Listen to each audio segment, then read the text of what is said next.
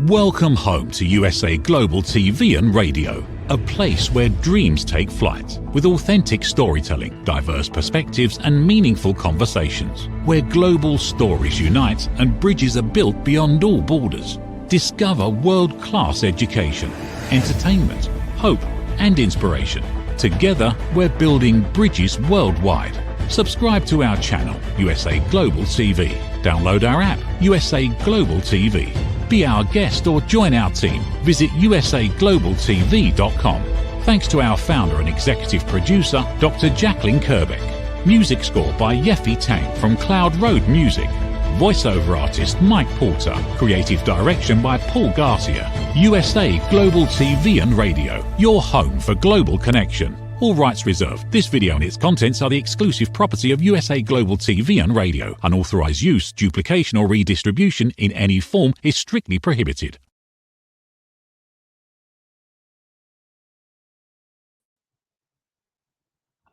Good afternoon, everyone, and welcome back to The Holistic Alternative.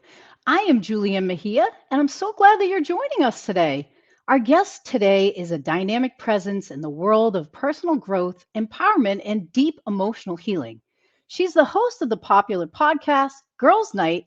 She's a certified life coach and the founder of KRC Coaching, where she helps people break through limiting beliefs, embrace radical self-love, and create lives they truly feel excited to wake up to.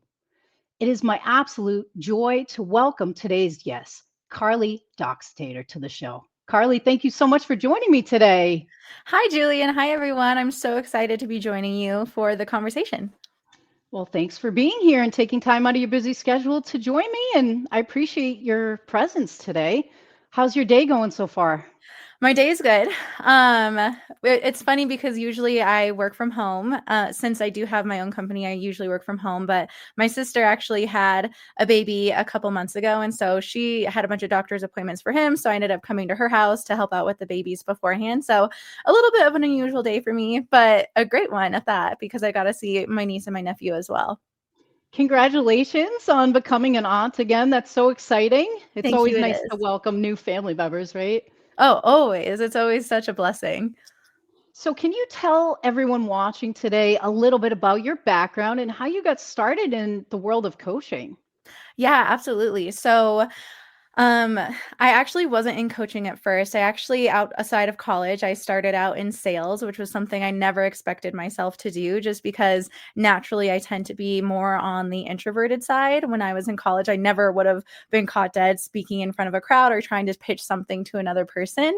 But I kind of fell into the whole sales thing, and I have a long background in tech sales, and I did excel in that pretty quickly and made it to the top. But by that point, I really wanted to do something bigger than myself. I wanted to make a bigger impact on the world and on the people around me.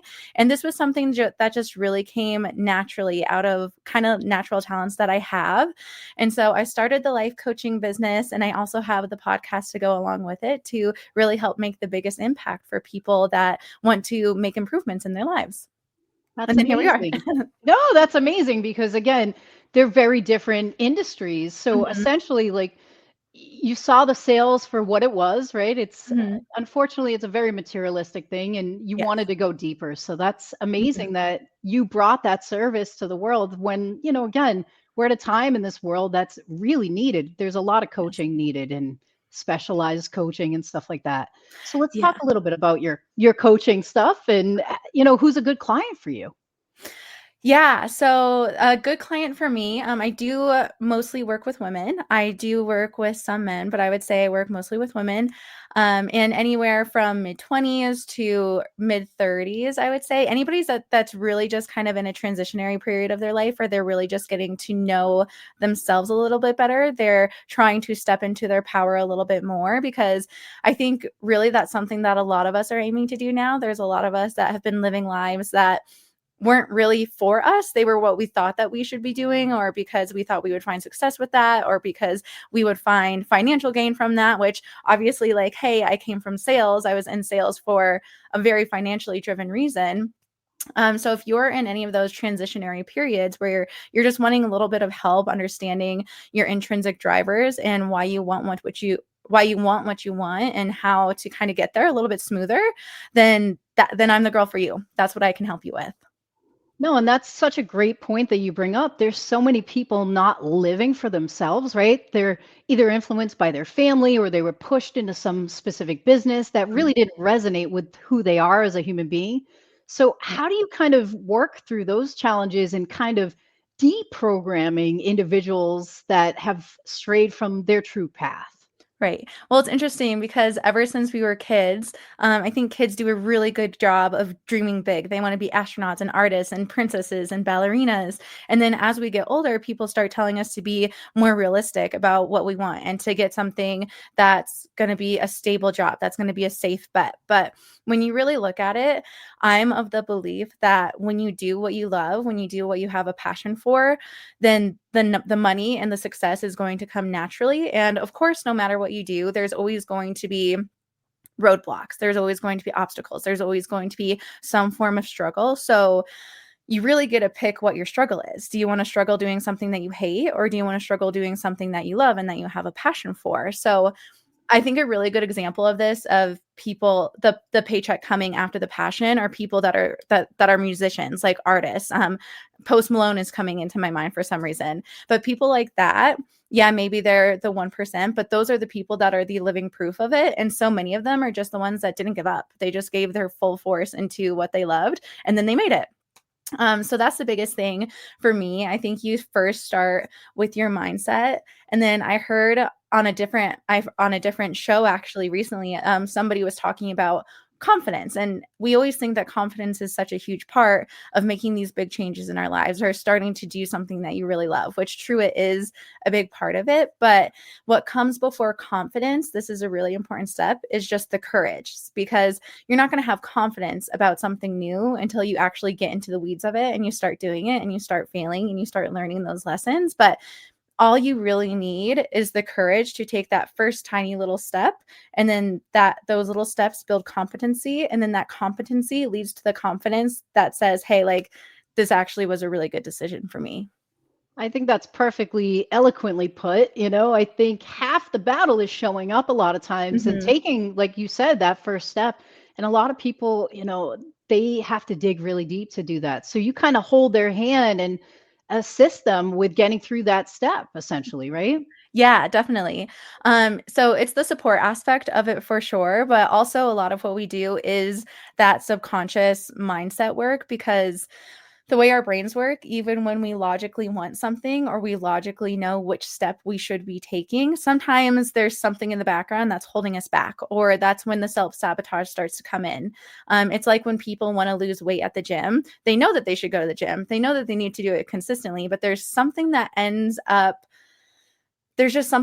kind of getting in the way. And then they wake up a week into it. They're like, oh no, I'm too tired. Or no, I have a busy day today. Or no, I think I'd rather sleep in. That's the self-sabotage coming through, because it's your subconscious programs making a little appearance. Because when you think of the way that your brain works, you've been living your life 10, 20, 30, 50 years, however long, doing everything a certain way. And so that certain way has built a really strong neural pathway. So I like to think of neural pathways kind of being like a trail in the forest. So this is a really well-worn trail. You know exactly where it's going. You've been on it a million times. But when you start to do something new, all of a sudden you're starting from scratch and you're starting to build out a new neural pathway. So it's going to take practice. It's going to take repetition to build that new neural pathway. Just like when you're in the forest, when you're starting to go down a new path, there's going to be bushes and trees and logs that are in the way. But the longer that you're on that path, and the more you take that path again, all of a sudden you have a new path that you're taking. So a lot of it is with the mindset work to help you get past those blocks. And so that's a really important part of it. So it's both the combination of the mindset work paired with those action steps that I think make the biggest impact when you are trying to make a change in your life like that. No, and I think that's a huge point that many people don't even, put the two pieces together. Self-sabotage is a huge thing. What are your thoughts on, how someone can reprogram their brains? Are there certain steps that you recommend taking, certain techniques? What type of techniques do you guys apply during your coaching?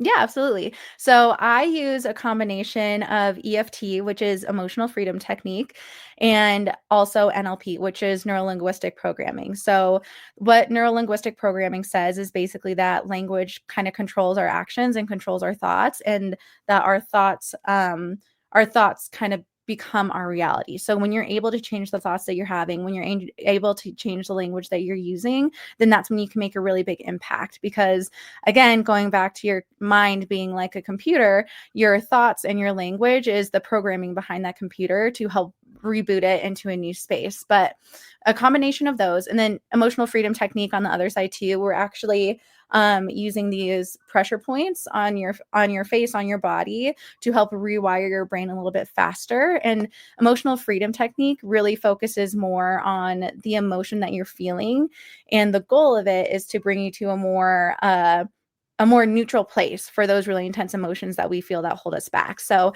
I like to use a combo of those two modalities mainly in my practice. And then, of course, we're pairing all of that with those practical action steps that we can take and actually feel reasonable to us personally, not what the next person thinks that we should be doing or what we think the next person thinks that we should be doing.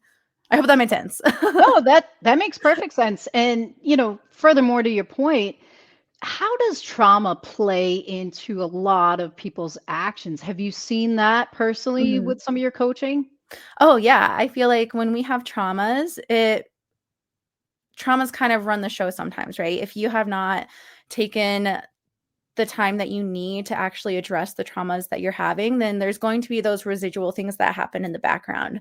And a really good way to think of it is comparing it to a physical wound. So let's say you break your arm, that's a physical trauma on your body. If you just leave your arm there, like sure, it might heal, but it'll probably heal in a way that your arm isn't functional anymore, or it doesn't work in the way that it used to work, or that it's not supposed to work. So it could just come with complications. But if you get this trauma and then you go to a specialist, you go to a doctor and they reset it and it heals properly how it's supposed to, then all of a sudden you're going to regain function of this arm. And at that point, the arm might be a little bit stronger because it has the extra like calcification from the break repairing itself. But our emotional wounds are exactly the same. So when you get an emotional trauma like that, and we all have them, sometimes they're micro traumas and sometimes they're these really big traumas. Some people call them big T and little t traumas. When we have those traumas, a lot of people just try to hide them and push them under the rug. But when you try to push them under the rug, then they're still kind of festering there in the background. So it's not until you actually take a really good look at them and say, hey, what is this trying to show me? What is this trying to teach me? What is my body trying to tell me? And why does this situation feel unsafe to me? Because our whole our whole brain, our biology is really just trying to keep us safe. And sometimes our safe isn't actually what's best for us in the long term, but it feels safe because it feels familiar. So when we understand that pattern, we can actually use our traumas to our benefit, and they can actually kind of become our superpowers, right? Because when you've been through a trauma and when you know how to heal from it and when you know how to get to the other side, just like that broken arm, you're going to be stronger on the other side because of it. And then you can actually use that to propel you forward in a bunch of different areas. So traumas, yeah, they definitely affect us, but they don't have to be the big, bad, scary thing that people think that they are. No, I think that's great to put it that way because again, we are not conducive of everything that's happened in our lives and it doesn't have to define us. So I think Right. those are really important points. So say someone, in their 30s, like they're transitioning, they want to start fresh with you. Let's walk through what a typical coaching engagement might be like. Right, absolutely. So, right off the bat, right on the first of the call, we're going to first dive a little bit into what their lifestyle is like, a little bit about what their childhood was like. So, mom, dad, were they present in the picture? Did you have any siblings?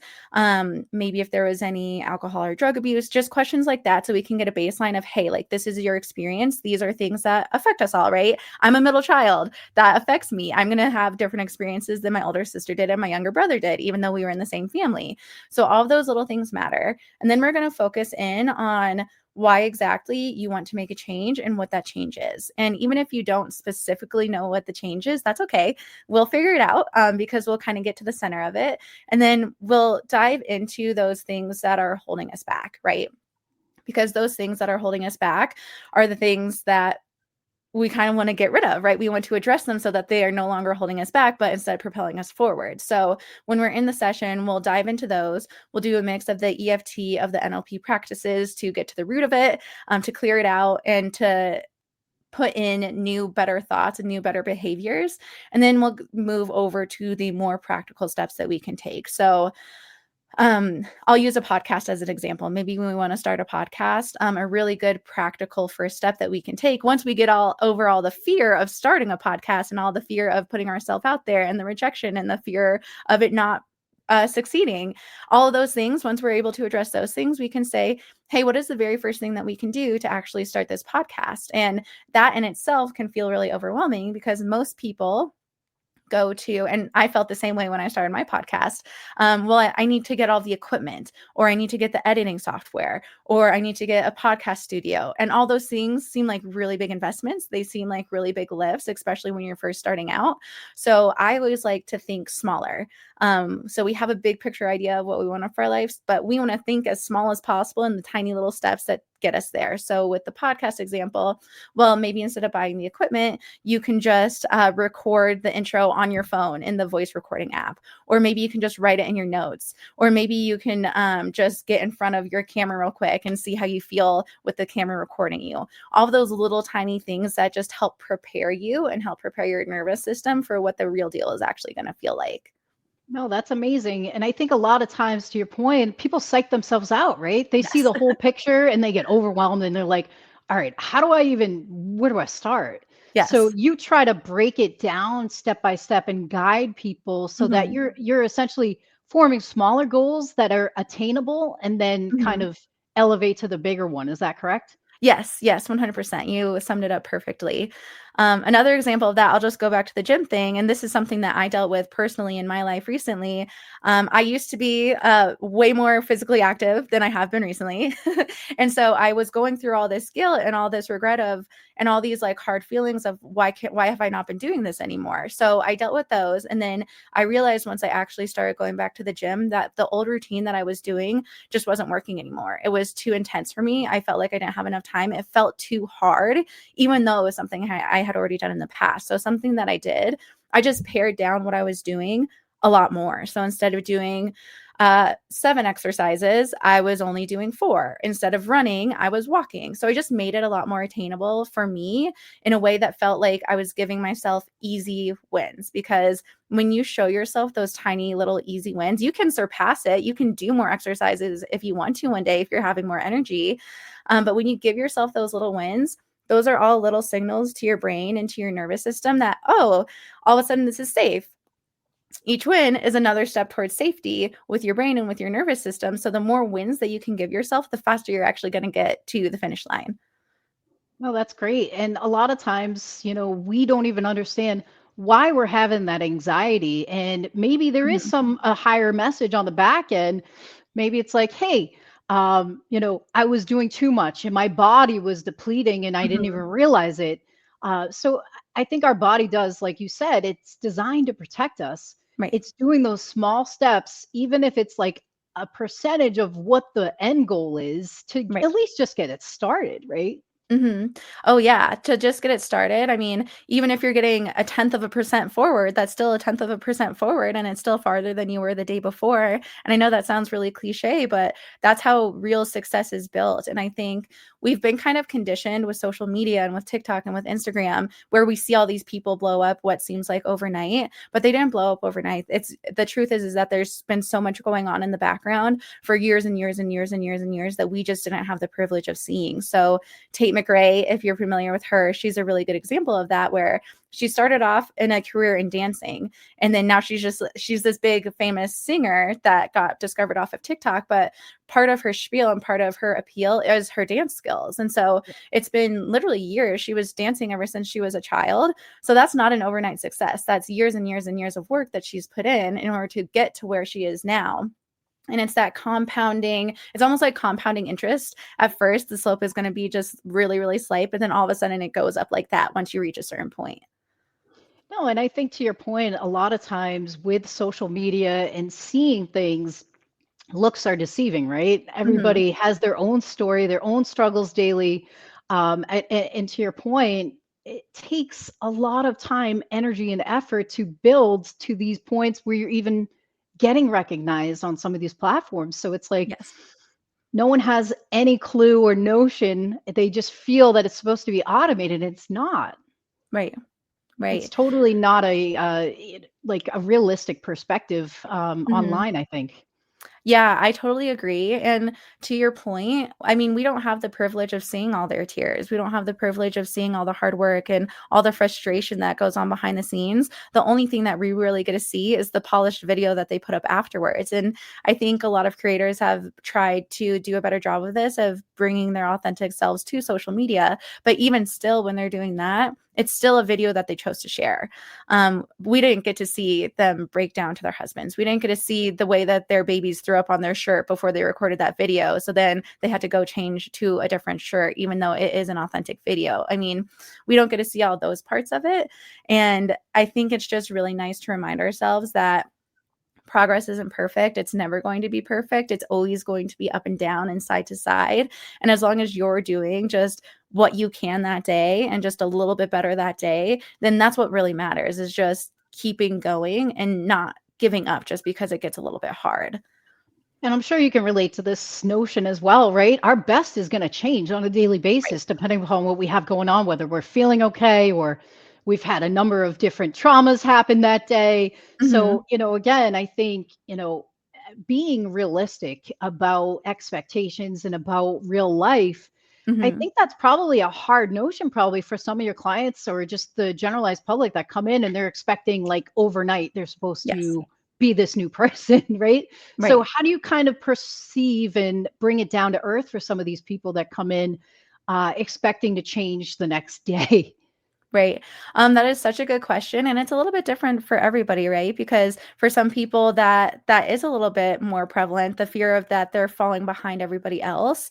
And for me, it's just reminding everybody that you shouldn't be comparing yourself to other people, because again, you're not seeing all the struggles that they went through. But even celebrities, even people that are really famous, even the sports, the athletes, they all have really hard days. And especially as women, we have our hormonal cycles that kind of dictate a lot of what we do and a lot of our energy. So there's going to be certain times of the month that we feel great, we feel like we have all the energy in the world, we feel like we can get everything done and take over the world. That's amazing. And you can totally harness and utilize that energy when you have it. But rest is just as important for our growth as those big momentum days. So especially as a woman, as I just said, when we're in our cycle and when we're on the stage of our cycle where we have a little bit less energy, where we're feeling really tired, or maybe when we're feeling a little bit irritable, that actually is our body signaling to us that we need something else in that moment, because you can't build success on an empty battery. It's just never going to work, because eventually you're going to run out of the fumes that you're trying to fuel yourself on. So the rest is just as important as the momentum is, because with you should be building a life that you love to live. So if you're sitting here putting all this work into a life that you don't like, then what's the purpose of it? You should be enjoying your life along the way, not just working to get to the end goal. No, and that's so true. And I think a lot of people, they don't have that perception of, hey, it's hard right now, but I can still enjoy life while I'm going through these obstacles, right? We Yes. can't wait to experience and be happy. We have to experience it throughout any type of turmoil, right? Right.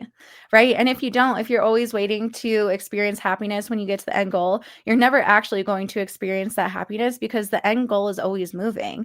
Like, I look back on my life, and you get to the end goal, and then all of a sudden you have a new goal in mind, because you reached it, you reached the pinnacle of what you want to do, and then now you're growing again, and maybe you're growing in a different direction. So if you're always just waiting to be happy, you're never going to be happy.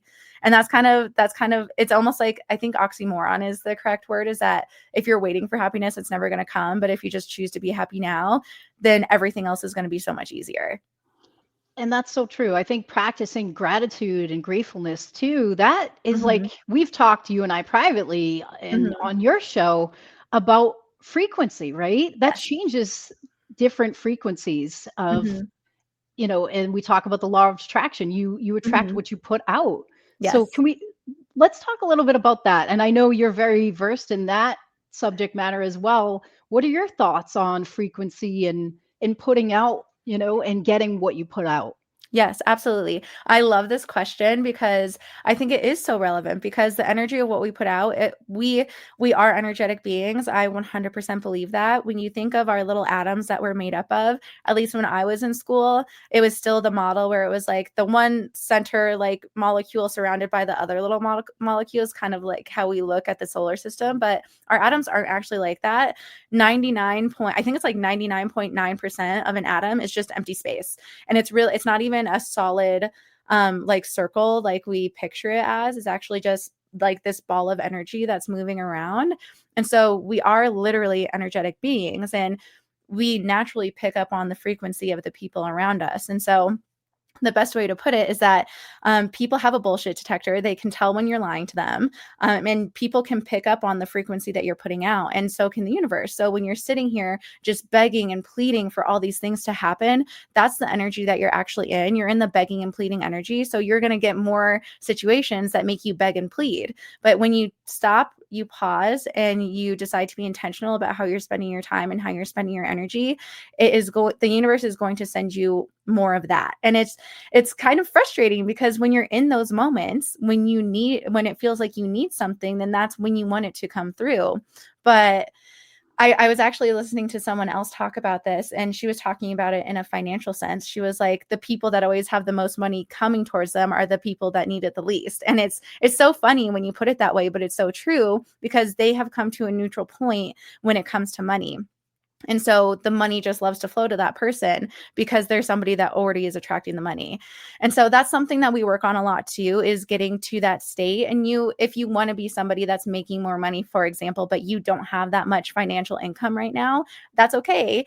You can focus on other ways that you're actually really abundant in your life. And then you're going to start living in that abundant vibration. And then more abundance is just going to be coming to you. It's kind of like, that's what lucky girl syndrome is kind of based off of, is just someone believes that they're lucky, and so they're lucky. No, and that's such a good point, right? We talk about financial freedom. It's on Mm-hmm. the same residency and bioresonance as self-love. So Mm-hmm. you have a lot of people out there, they're hustling, they're doing everything right. They think, but the financial piece has not come to fruition yet. Mm-hmm. And a lot of times it's like, okay, they haven't mastered that component of self-love to the Yes. point where they love themselves enough and that financial abundance just flows through them. Mm-hmm. Oh, I yeah.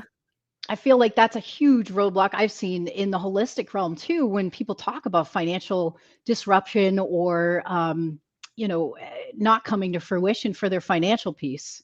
Right, exactly. And it's so funny because these little frequencies can show up in really sneaky ways. So talking about the financial piece again too, obviously we all would love to be financially abundant, right? Like I think nobody questions that we want to be able to provide for our families and go on vacation when we want to and have all those really nice things. So logically we know like, hey, I want enough money. I want more money. I want to be well off financially. But there's sometimes these sneaky little beliefs in the background that can actually be hindering your progress there. So a good example of this is if you think wealthy people or if you think rich people are bad people or if you think they're evil. Obviously, you're not ever going to become a rich person if you think rich people are evil and if you do not think you yourself are an evil person. So that belief is a sneaky belief that people can have that's kind of hindering their financial success from actually coming to them. So, how do we reframe for people that may not have the most upright or upbeat attitude towards certain things, or they have that black cloud, we'll call it, Mhm. um, you know, of turmoil over them? How Mhm. would you kind of guide them on how to get out of that frequency? Because it's a frequency it's been self-induced for a long period of time, typically. How do we Mhm. get someone out of that?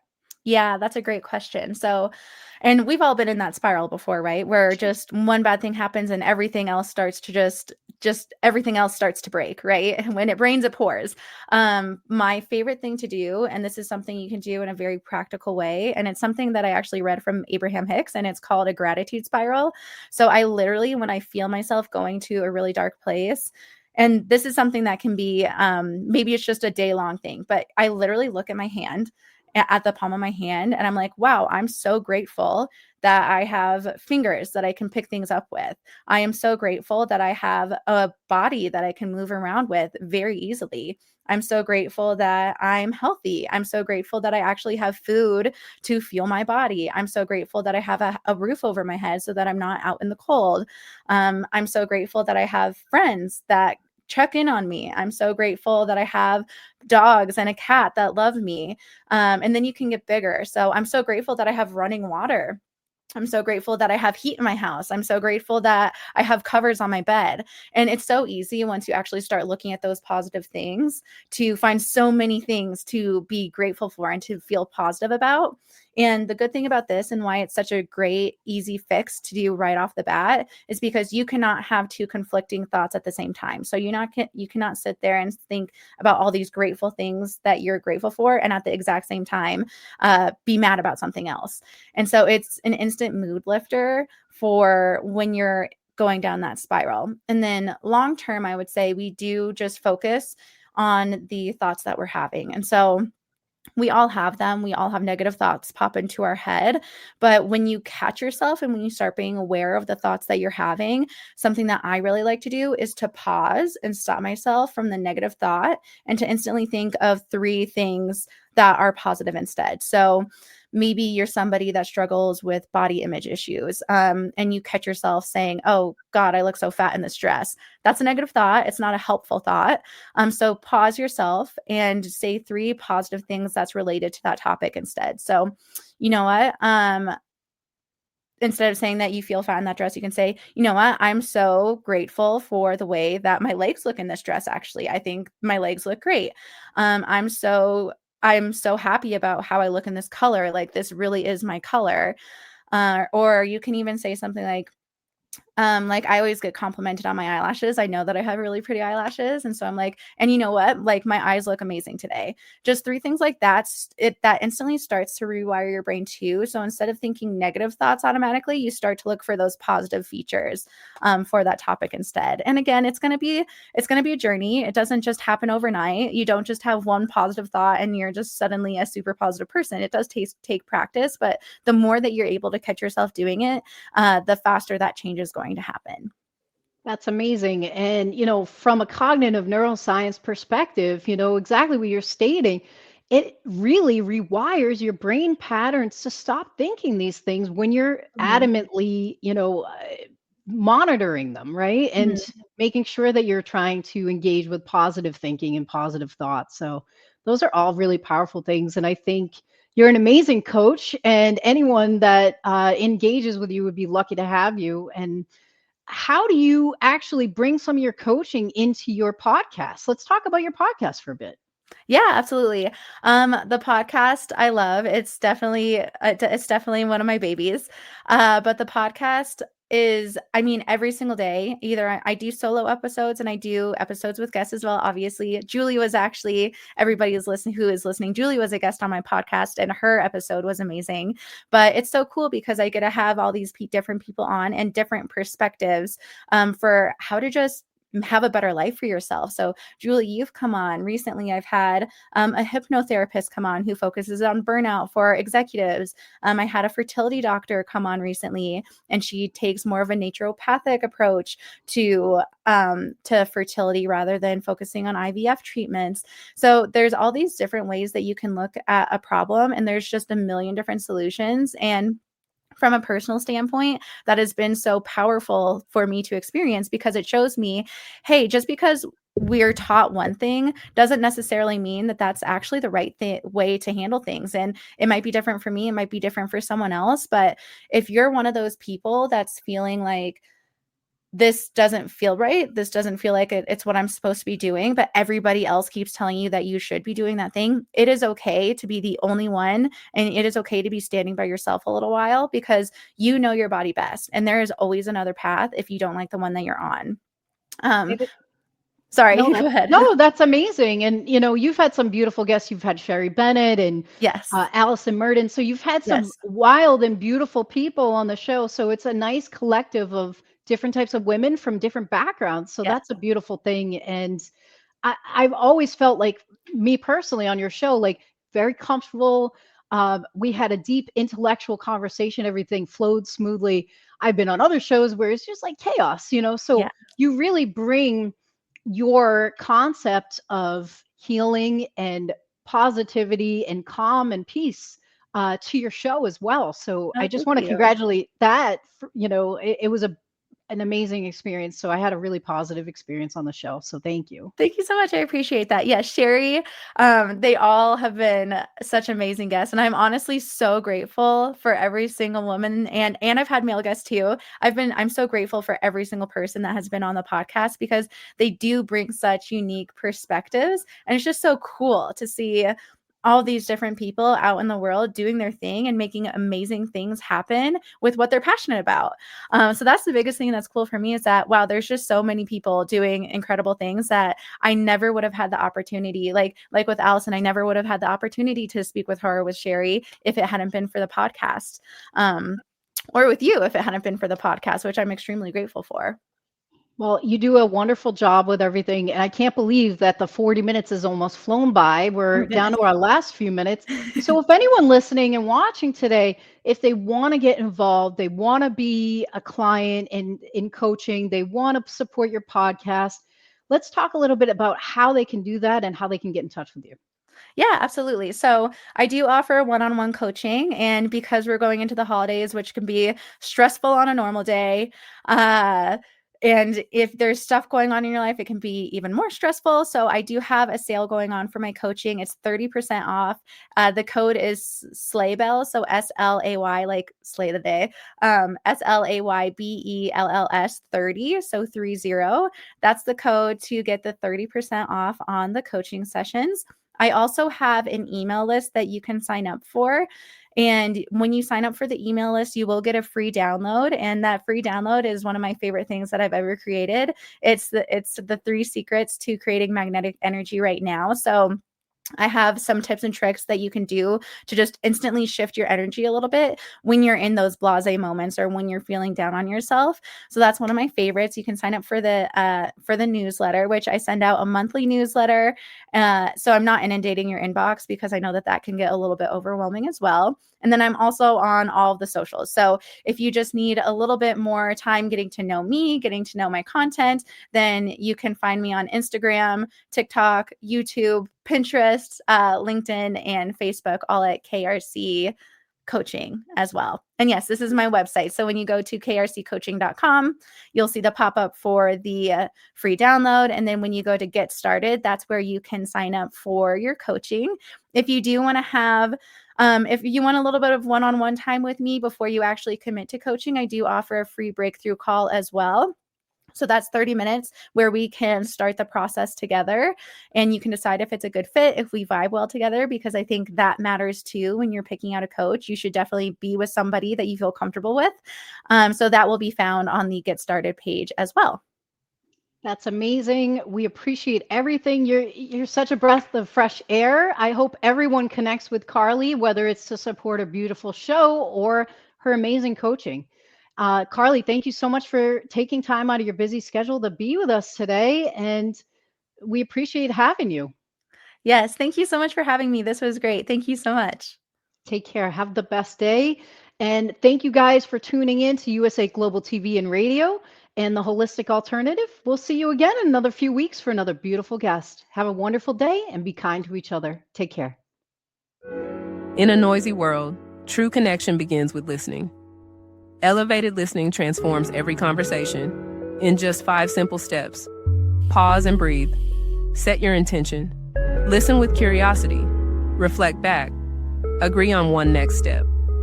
Join the Listening Mentor on Let's Finally Talk with Dr. Jacalyn Kerbeck, the Listening Mentor, where we help you find inner peace, one conversation at a time. Streaming every day, Let's Finally Talk TV show with Dr. Jacalyn Kerbeck, only here on USA Global TV and Radio. Subscribe to our YouTube channels to watch and engage with all our content. In a world craving connection, one platform dared to dream bigger. USA Global TV and Radio, a beacon for global voices, authentic storytelling, and elevated listening. Led by visionary Dr. Jacalyn Kerbeck, the journey from a spark to a global force is now captured in one inspiring book. Honored with YouTube's Silver Creator Award for surpassing 100,000 subscribers, discover the evolution, the challenges, the triumphs, and the unstoppable spirit that created a global movement. Executive producer Dr. Jacalyn Kerbeck, music score by Yeffy Tang, creative director Paul Garcia. This video and its contents are the exclusive property of USA Global TV and Radio. Unauthorized use, duplication, or redistribution in any form is strictly prohibited. Now an Amazon #1 new release in paperback and ebook. Broadcasting Brilliance, the evolution of USA Global TV and Radio, is inspiring readers around the world. Join the movement that's redefining global media one story at a time.